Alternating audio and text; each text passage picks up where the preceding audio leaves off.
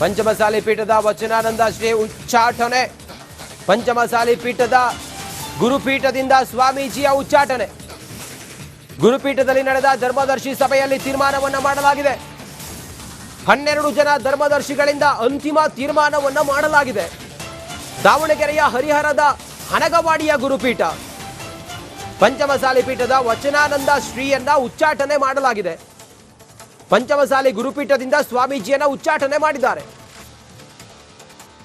ಗುರುಪೀಠದಲ್ಲಿ ನಡೆದ ಧರ್ಮದರ್ಶಿಗಳ ಸಭೆಯಲ್ಲಿ ತೀರ್ಮಾನವನ್ನ ಮಾಡಲಾಗಿದೆ.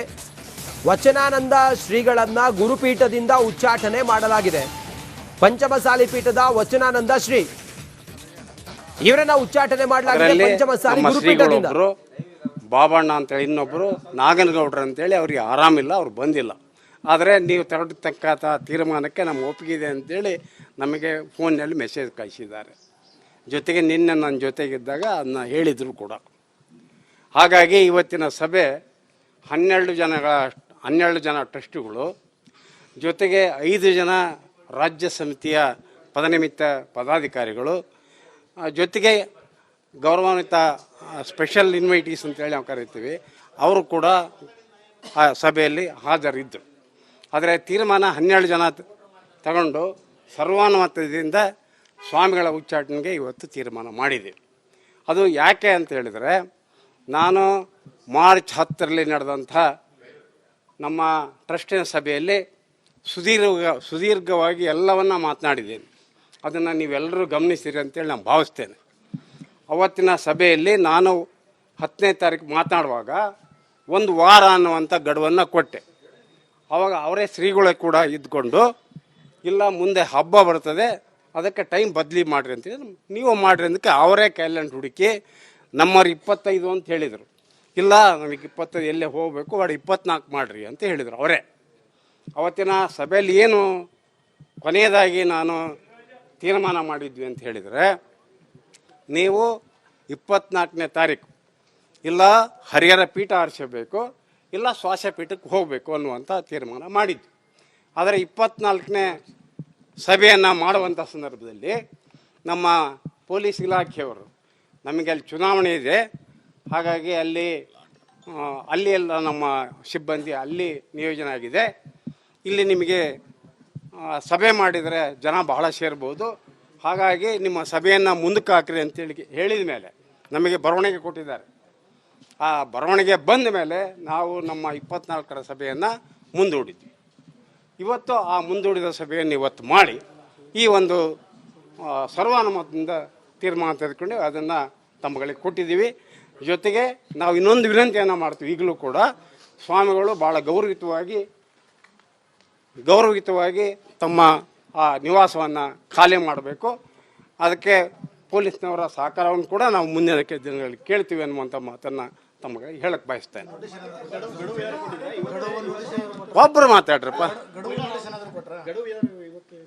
ಇವತ್ತು ಯಾಕೆ ಗಡುವು ಕೊಡ್ತೀವಿ? ಇವತ್ತು ಗಡುವು ಕೊಡೋದಲ್ಲ, ತೀರ್ಮಾನ ಆಗೋಗುತ್ತೆ. ಅವತ್ತು ಮಾರ್ಚ್ 10ನೇ ತಾರೀಕು ಗಡುವು ಕೊಟ್ಟಿದ್ವಿ 24ಕ್ಕೆ ಅಂತೇಳಿ. 24ಕ್ಕೆ ಸಭೆ ಮಾಡೋಕ್ಕಾಗಲಿಲ್ಲ. ಅಲ್ಲಿವರೆಗೆ ಏನಾದರೂ ಅವ್ರು ತೀರ್ಮಾನ ಹೇಳ್ತಾರೇನೋ ಅಂತೇಳಿ ನಾವು ಅವ್ರನ್ನ ಕಾದ್ವಿ.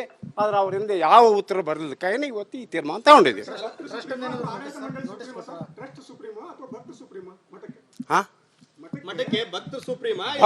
ಭಕ್ತರು ಎಲ್ಲರೂ ಸೇರಿ ಆ ಟ್ರಸ್ಟ್ಗಳನ್ನು ನೇಮಕ ಮಾಡಿರ್ತಾರೆ.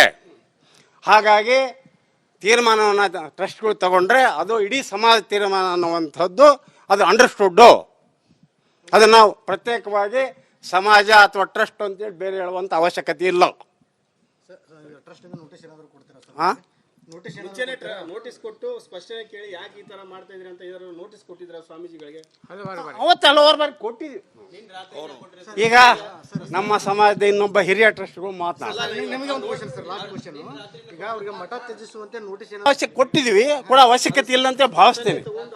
ಪದಚ್ಯುತಿ ಮಾಡಬೇಕಾಗಿತ್ತು ಏನಂತ ಸ್ಪಷ್ಟನೆ ತಗೊಂಡು ಮಠಾಧೀಶರಿಗೆ ಏನು ಕಾರಣ ಏನು ಅಲ್ಲ, ಅವರು ಇವತ್ತಿನ ಸಭೆ ಬರ್ಬೇಕಾಯ್ತು. ಅವರು ಸಮಾಜ ಮ್ಯಾಗ ಕಳಕಳಿ ಇದ್ರೆ ಅಥವಾ ಇಡೀ ಸಮಾಜವನ್ನು ನಾನು ಬೆಳೆಸಬೇಕು ಅನ್ನುವಂಥ ಕಳಕಳಿ ಇದ್ರೆ ಇವತ್ತಿನ ಸಭೆಗೆ ಬರಬೇಕಾಗಿತ್ತು. ಅವರು ಅದು ಅಲ್ಲಿ ಮಠದಲ್ಲೇ ಒಳಗಿದ್ದಾದರೂ ನಿರ್ಣಯ ತಗೊಂಡಿದ್ರೆ ಸಮಾಜದ ಎಲ್ಲ ಮೂಲೆಗಳಿಂದ ಬಂದಂಥ ಅಭಿಪ್ರಾಯಗಳನ್ನು ಕ್ರೋಢೀಕರಿಸಿ ನಿರ್ಣಯ ತಗೊಂಡಿಲ್ಲ ಹೊರತಾಗಿ ಇದು ಟ್ರಸ್ಟಿನ ವೈಯಕ್ತಿಕ ನಿರ್ಣಯ ಅಲ್ಲ.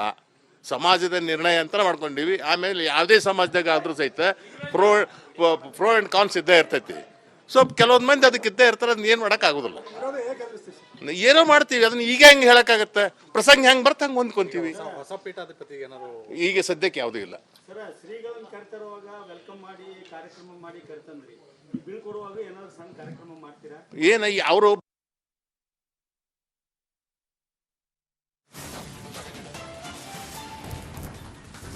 12 ಜನ ಧರ್ಮದರ್ಶಿಗಳ ಸಮಿತಿಯಿಂದ ಪಂಚಮಸಾಲಿ ಪೀಠದಿಂದ ವಚನಾನಂದ ಶ್ರೀಗಳನ್ನ ಉಚ್ಚಾಟನೆ ಮಾಡಲಾಗಿದೆ.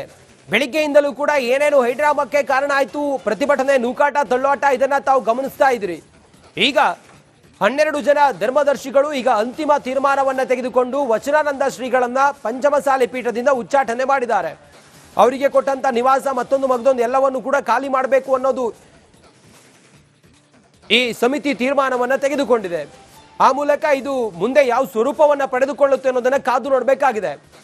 ದಾವಣಗೆರೆಯ ಹರಿಹರದ ಪಂಚಮಸಾಲಿ ಪೀಠ, ಈ ಪೀಠದಿಂದ ಜಯಮೃತ್ಯುಂಜಯ ಶ್ರೀಗಳನ್ನ ಈ ಕ್ಷಣಕ್ಕೆ ಈಗ 12 ಜನ ಧರ್ಮದರ್ಶಿಗಳು ಉಚ್ಚಾಟನೆ ಮಾಡಿದ್ದಾರೆ.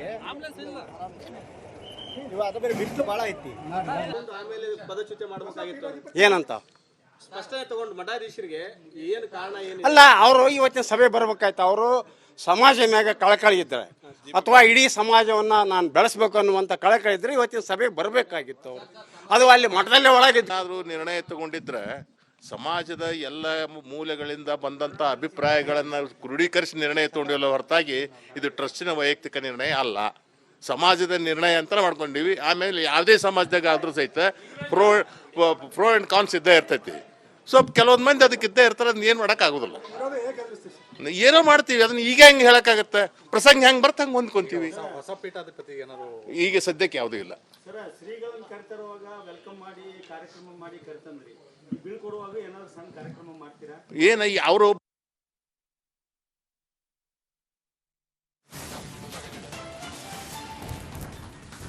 12 ಜನ ಧರ್ಮದರ್ಶಿಗಳ ಸಮಿತಿಯಿಂದ ಪಂಚಮಸಾಲಿ ಪೀಠದಿಂದ ವಚನಾನಂದ ಶ್ರೀಗಳನ್ನ ಉಚ್ಚಾಟನೆ ಮಾಡಲಾಗಿದೆ. ಬೆಳಿಗ್ಗೆಯಿಂದಲೂ ಕೂಡ ಏನೇನು ಹೈಡ್ರಾಮಕ್ಕೆ ಕಾರಣ ಆಯಿತು, ಪ್ರತಿಭಟನೆ, ನೂಕಾಟ, ತಳ್ಳಾಟ, ಇದನ್ನ ತಾವು ಗಮನಿಸ್ತಾ ಇದ್ರಿ. ಈಗ 12 ಜನ ಧರ್ಮದರ್ಶಿಗಳು ಈಗ ಅಂತಿಮ ತೀರ್ಮಾನವನ್ನ ತೆಗೆದುಕೊಂಡು ವಚನಾನಂದ ಶ್ರೀಗಳನ್ನ ಪಂಚಮಸಾಲಿ ಪೀಠದಿಂದ ಉಚ್ಚಾಟನೆ ಮಾಡಿದ್ದಾರೆ.